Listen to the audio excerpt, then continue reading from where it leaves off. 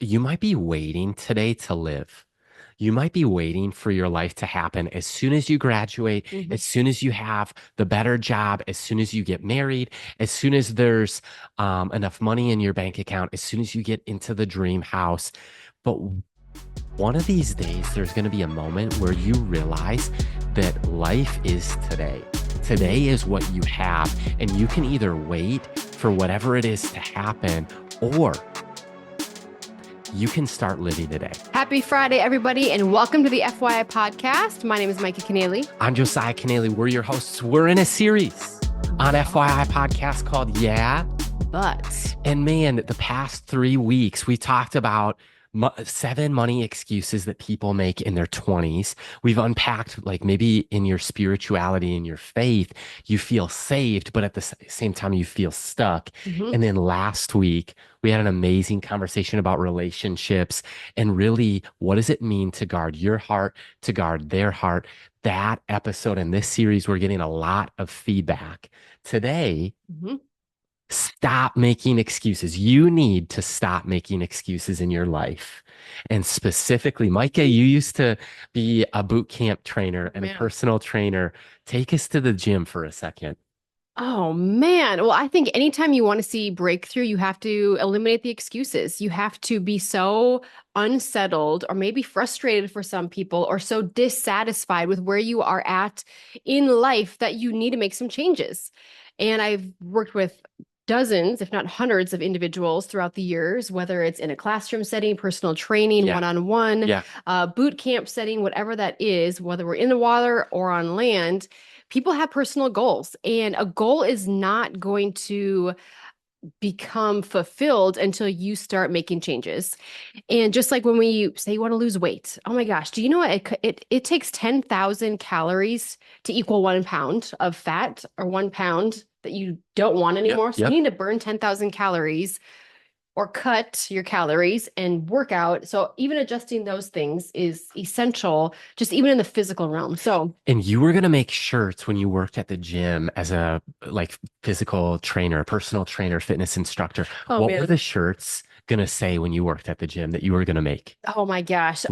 Like your merch. My merch would say on the front, it would say hate me now, and the back would have said love me later. Why? Because people are reaching their goals. I had women who literally had like double knee surgeries, or they had their hip flexors were so incredibly tight, or I had elderly gentlemen that could not lift their hands above their head because their rotator cuffs and their chest muscles were so incredibly tight that they had to work and go through strenuous exercise. And by the end of 6 months, like this little old guy was raising his hands above his head. He had a full range of motion, which he hadn't had in years because he was doing water aerobics twice a week for 6 months. True story. Micah has made me puke.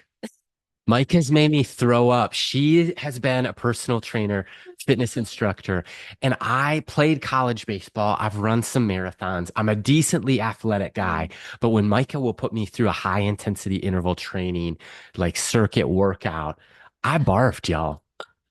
What do you say to that? Well, I would say I've realized and I've studied that some blood types and some people's bodies respond differently to different exercises. So for me, I am the high intensity interval training. I need to lift weights, I need to do sprints, I need to run. So that's how I trained people. I I think it's wasn't awesome, by the way. Oh, I do too. Like I love to work out. I love to work out that hard. And granted, I've learned throughout the years, well, hopefully wisdom has come in, that there are some people's bodies and how they're just wired from literally their blood type. They need lower impact, not even due to age. They need more stretching Mhm. and relaxation and meditating. Where to me, it's just like, oh my gosh, we're gonna go hard and we're gonna go fast and we're gonna be done and we're gonna feel accomplished. And I don't want to be able to walk tomorrow. I was that personal trainer. And I also had a rule. So if anybody's like, Micah, you sound like a crazy person right now, I had a rule. Like I would not make anybody do anything that I could not do or had not done myself. So I also had a policy. So if any of my classes, if anybody were to cuss, to swear, or to use the Lord's name in vain, everybody in the class had 100 push-ups. And this was at a gym, right? This wasn't at a church. No, it's not at church. This was at a gym. This is on a college campus, too. was like, I don't care about your sex life. I don't want to hear you cussing and swearing and yelling F-bombs in the back of my classroom because you can't complete something. And I just don't need you to use the Lord's name in vain. So I literally had those rules that I would say, and I was like, okay, so and so said beep. I go, we are going to have 100 Run it push-ups today. together.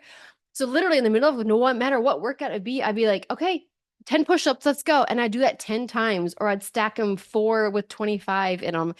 And that really set a standard and set a goal for people to be like, okay, one, Mike is not messing around. Two, there's a protocol in her classes and in her personal training that I need to live up to if I'm going to remain in this class. If I don't, she's going to ask me to leave. So when you have a 45, 50-year-old man who can't do some of the workouts that these teenage girls are doing, he would get frustrated. And one day I remember he said a bad word, and I was like, okay, we all have 100 push-ups. And he was so mortified and embarrassed that he did come back to the class, but it set a standard of saying this form of behavior is not okay. So let's stop making excuses. Like, don't say you can't until you try. Yeah. And I had a lady from England, and she's like, "You want to be like my mother?" She would say, "Put cont in your pocket and pull out can," or whatever. And I was like, okay, do that. Like, Yeah. stop saying I can't do XYZ and focus on what you can do. And even when we talk about stop making excuses, sometimes we can make the excuses, I don't have the money, I don't have the resources, I don't have the people. If I had that, then I would do that. Mhm. And it's helping to eliminate the barriers that we've put up unknowingly, even in our verbiage and our vernacular, when it comes to our mindset, right? When it comes to setting a goal, no matter what that goal is. Well, and we're diving in deep. While this is not like a group fitness class, if you're tuning in on YouTube, be sure you're subscribed. Dive into our whole We Yeah won't But make you puke series. today. We're not going to do exercise live on the podcast. That would be fun for an It would be episode. totally fun. We'll put that in the back burner of the hopper. We'll see what happens. But man, if you feel like you're financially in a spot where you want to grow and you want to give and you want things to look differently, man, go check out the 7 money excuses that uh people make in their 20s.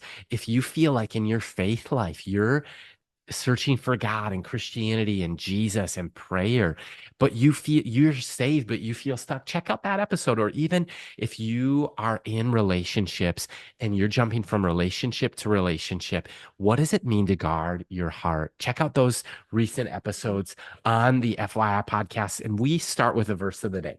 Ooh, what is the verse of the day? Every FYI podcast, and today's comes from the author of Hebrews towards the end of the book. Chapter 12, verse 11 says, "No discipline seems pleasant at the time, but painful. Later on, however, it produces a harvest of righteousness and peace for those who have been trained by it."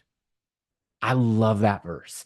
Another translation or interpretation of that scripture says, "No discipline seems pleasant at the time, but painful. Later on, it produces a harvest of righteousness and peace for those who don't give up, for those who faint not." And so the message today is stop making excuses. Don't give up before you see the breakthrough. And here's what running some marathons has taught me, at least 2 things. I've ran a number of marathons, and I wouldn't call myself like the most active trainer, but I try to run most days. The first thing that I've learned is if you're going to run 26.2 miles, the first thing that I learned from doing that, number one, you'll get there if you keep moving. Mhm. You'll get there. And in life, this applies to marathons. This applies to your physical life, but this applies to any goal that you might set. You'll get there if you keep moving. You're very hyper today.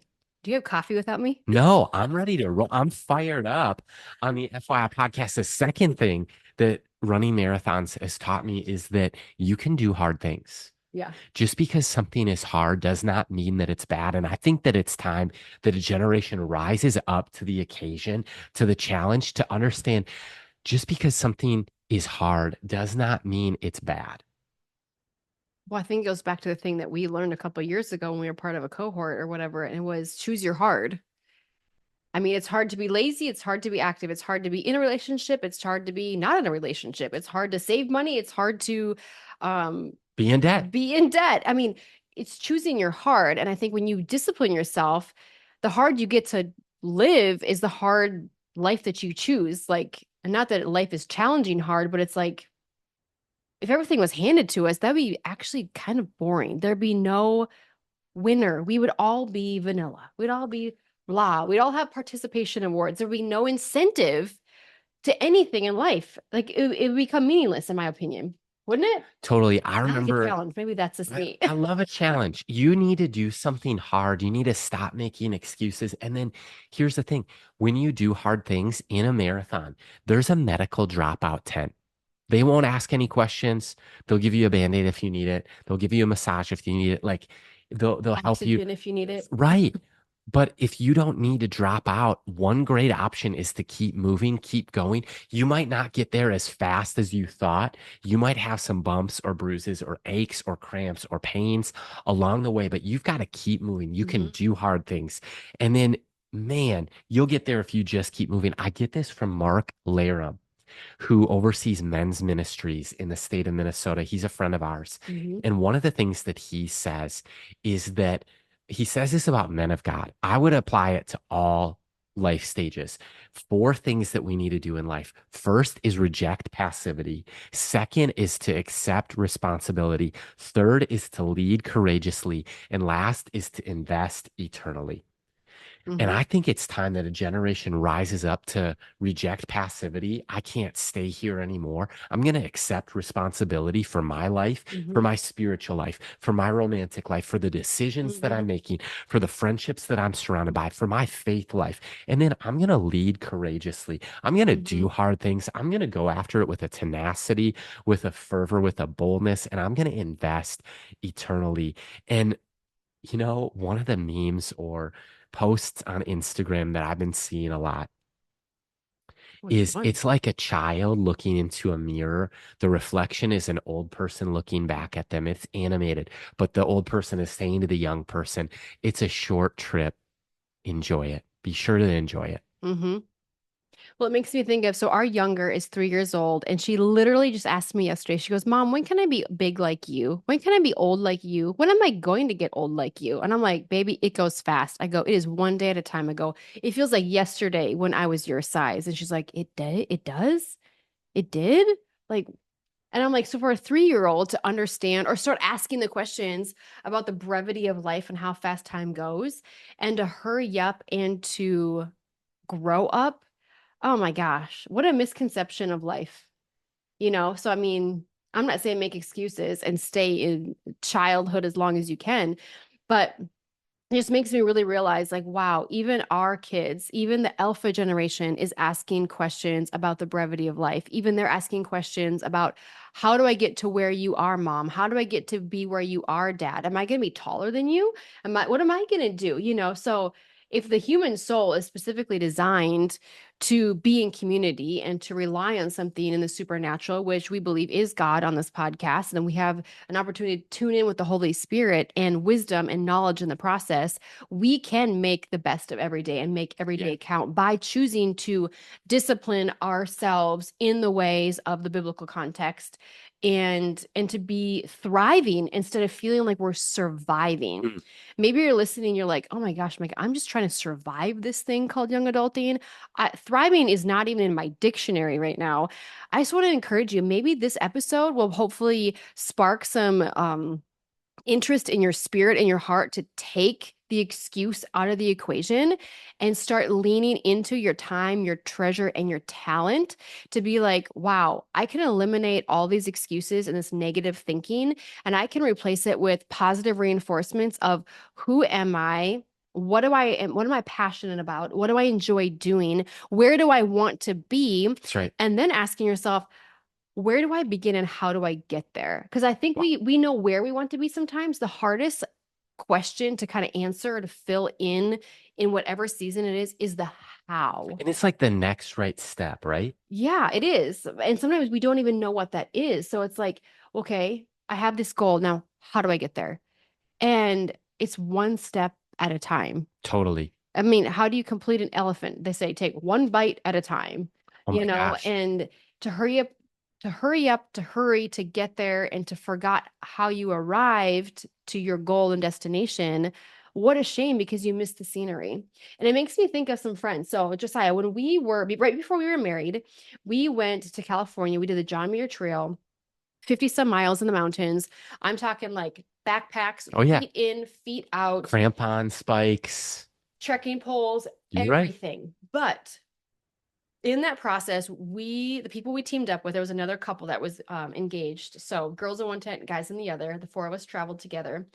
And my perspective, and maybe yours as well, was different than our friend Brent, who was kind of our tour guide, right? And Yep. he was like, I've done hundreds of miles on this. This is my one of my last stretches, and we're gonna do this, and we're gonna do this together. But do you want to share, like, do you know where I'm going with this? No. Oh, you don't? Okay. So my mindset was like, okay, we have 50 miles. We can go X amount of miles a day. Can we just enjoy the scenery? Can we just like look around and like what God had created? Like we're going up and down, switchback, switchback, switchback. Brent, how far do we have? Oh, X amount of miles till the crow flies. Well, 3 days later, it felt like. Yep. Like those are the things. Like we want to hurry up and get somewhere, and we forget that life is a journey and not necessarily a destination. Our destination is heaven, Yep. but we're all on a Yeah. journey. And Yeah. those are where the decisions come. So even at the end of our trip, Mhm. Josiah and I, we looked at each other. We were supposed to go 75 miles. We Mhm. made it to 57. Yep. And I said, I'm done. I go, if we are in such a hurry up to get done, to finish, to say we accomplished something and we didn't even get to enjoy any conversation, we didn't get to enjoy any scenery, what are we doing? We're out here for 5 days. We have plenty of time. And not that I'm a lollygagger, but it was more like, let's just enjoy it.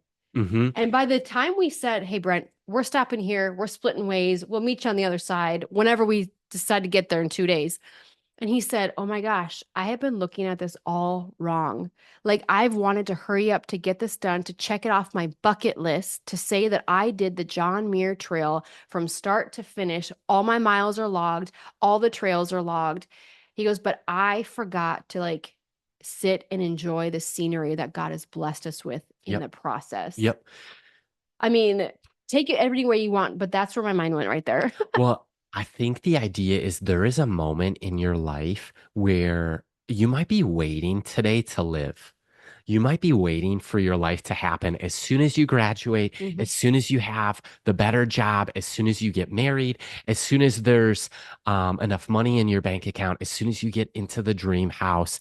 But one of these days, there's going to be a moment where you realize that life is today. Mhm. Today is what you have, and you can either wait for whatever it is to happen, or you can start living today. Mhm. You can literally start living today and view those challenges as your life and start enjoying them. I read a quote by Mart Green from Hobby Lobby. Oh yeah. Mart said this. He said, "You don't find contentment getting what you want. You find contentment in enjoying what you have." Ooh, that's good. Dang you, Hobby Lobby. Well, Rachel Cruz, Dave Ramsey's daughter, she's been on our other podcasts a number of times. She says this: contentment turns what you have into enough. Mm. Mhm. Love that. And That's Micah, great. you can unpack this like few others. Oh, There's a difference between complacency and contentment. How would you explain complacency and contentment? oh man. If I go off course, bring me back. I would say contentment is not settling, but being happy with who you are, where you're at, and what you It's have. like a joy in this moment. Yes, it's joy. And I would say complacency is kind of just unpacking your bags longer than what they need to be. It's like an aimless wandering, Completely. lack of ambition. Lack of ambition for sure. And I would say navigating those two definitions, I don't actually know if those are the dictionary definitions. That's my interpretation. Whether Mhm. that's off, Mhm. forgive me if that's just how my mind has always thought of those two things. But one has a roadmap and is leading you somewhere, and you're happy, you're enjoying the process. The other one leaves you in a tailspin without a compass and half a map. Mhm. And you wonder why you aren't who you want to be. You wonder why you're not where you wish you were. And the people that are not there have not been invested in the process, so they can't surround you with the celebrations of life or the accountability in life or the deep dark trenches of life. So I would say though that's how my mind kind of Yeah. just teeter-totters behind both of those. And I think it's easy to look at what you don't have and be frustrated. But when you do have it, what do you do with it? Right. Do you stop dreaming? Do you taste it and throw it off to the side and wish for something bigger and better? Do you exchange it for something? Like I think so many people I talk to, if we're going to go even in the workplace, a Yep. job, Yep. relationships, Right. like you pray and pray and pray and pray and pray that you find a good and godly spouse that's going to love you, that's going to cherish you, that fears God. You get them. Now what? Mm-hmm. At what point does that wear off and you forget what you once prayed for and you begin to just go into pilot airplane mode?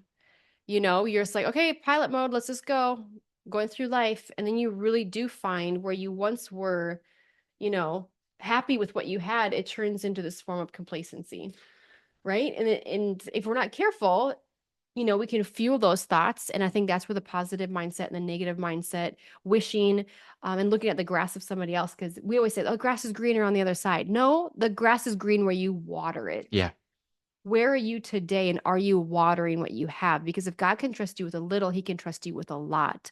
And if you want to eliminate the excuse, we need to be able to identify the excuse, eliminate the excuse, and replace it with a sustainable goal and next step in the process.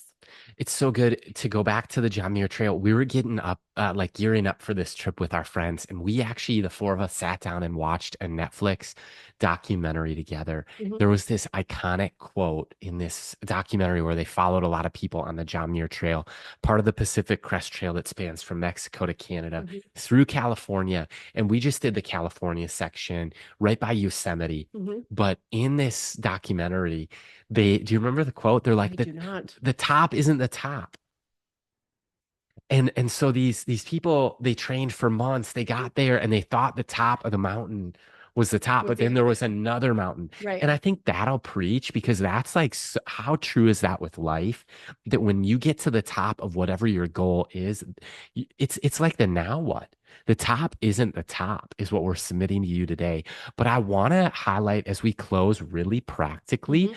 the power of daily disciplines, the Mhm. value of daily Mhm. disciplines. Why disciplines every day? It's like a dose.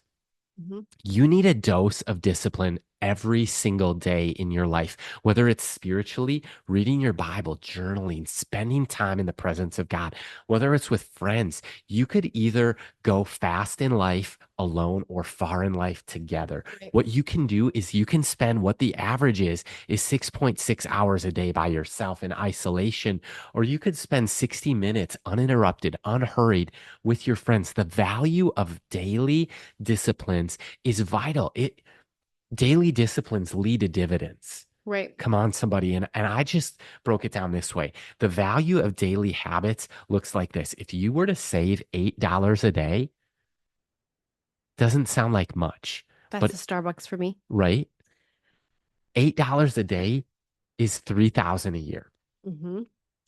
Reading 20 pages a day doesn't sound like much, but you know what? I just pulled this old goodie off of the shelf, and 20 pages a day, you will read 30 books a year. By Wow. going 10,000 steps a day, you'll walk the equivalent of 70 marathons in the 365 days that follow. Wow. Great breaking that down. So never underestimate the power of small micro habits, Mm-hmm. daily doses of disciplines towards your destiny in life. And I just want to end with, there is one thing that you cannot get back, and that is time. You can always raise more money. You can surround yourself with friends, fame, things that, maybe please you and sustain elements of your habits on this side of eternity, good or bad. But to really realize that we all have 24 hours in the day. What are you going to do with your 24 hours? It's one small step for man. Neil Armstrong sets foot on the moon. One giant leap for mankind. Sometimes one small step can lead to a giant leap. If you have a call to change the world for Christ, GFA World invites you to their Ministry Apprenticeship Program. Take one small step. Log on to gfa.org/apprenticeship. Go to gfa.org/apprenticeship.